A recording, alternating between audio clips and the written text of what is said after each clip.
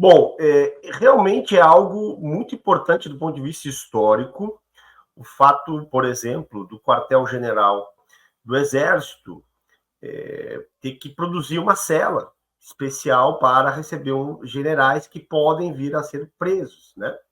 Então, isso é um belo indicativo de que na história pouco aconteceu isso. Como o quartel-general ele é uma construção da metade da República já, né? Se não me falha a memória, a partir da década de 50, a própria construção de Brasília, né? Então, pelo menos desde aí, né? Desde a década de 50, ou seja, desde a construção de Brasília, eu acho que nós poderemos dizer que é algo inédito, nunca nenhum general foi preso, né? É claro que na história nós temos outros casos em que militares de alta patente e de baixa patente, mas sobretudo do oficialato, foram presos, e a história das nossas anistias também demonstra que essas punições, sejam elas do ponto de vista de cerceamento de liberdade, mas, sobretudo, punições, elas da carreira ou outras punições, foram objeto de anistia. Ao longo da história da República, são, salvo engano, 48 anistias, né? Então, isso que demonstra também a participação dos militares na política e a consequente atuação do legislativo para, entre aspas, aqui, usar a anistia como um instrumento de pacificação, como uma forma de estabilizar as relações políticas diante de disputas. Bom, qual o significado disso para mudar a postura, né? Eu acho que a gente, não só da sociedade civil, mas hoje mais ainda da imprensa e, sobretudo, a academia, há muitas décadas, menciona como a democracia brasileira fez uma transição inacabada, ou seja, depois da ditadura de 64, ou seja, quando os militares deixam de dirigir o país em 85, uma série de reformas típicas de um regime autoritário que cai e é substituído por um regime democrático em construção, essa série de reformas não foram feitas, né? Uhum. E o custo sempre foi alardeado, né, de que o custo viria, né?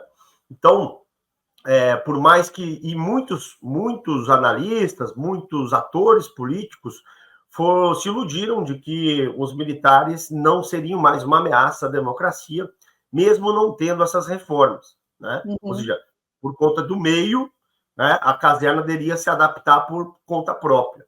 E a gente viu que isso era falso, e que a instituição que não passou por uma reforma democrática, ela, em algum momento, na verdade, em vários momentos da nova república, se mostrou uma ameaça, ora menos, e agora, como a gente viu, sobretudo depois da crise instalada da democracia brasileira, a partir de junho de 2013, se mostrou como uma ameaça vital à vida da democracia.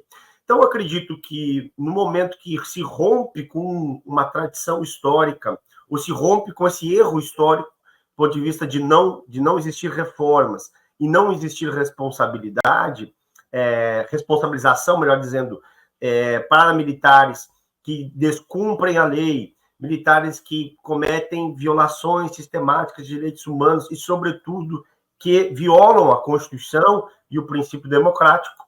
Quando a gente rompe com essa tradição, a mensagem é muito clara para a caserna e sobretudo, para aquele militar que é um militar de carreira, que muitas vezes pode ser seduzido por algum cargo, alguma vantagem, ou ainda algum prestígio extra que a política pode oferecer, e que ele vai saber que o custo para que ele embarque numa aventura autoritária e golpista será muito alto para a sua carreira, para a sua vida pessoal, para a sua família, né? Então, eu vi recentemente, acho que foi hoje, que saiu uma matéria em que a comissão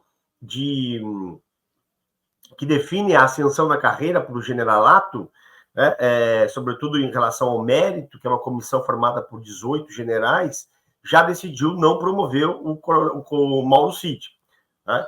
E que essa não promoção, ou seja, ele já vai estar estacionado na carreira, não vai poder mais se promover, e mais do que isso, ele, uma vez condenado a mais de 2 anos de prisão, ele inclusive vai ser expulso sem direito à remuneração, né, na reserva.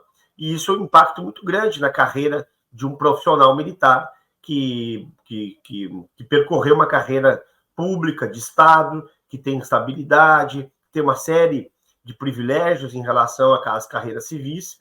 Então, acho que isso sim gerará um bom efeito de exemplar no comportamento dos demais que permanecerão e que virão a ocupar o cargo militar.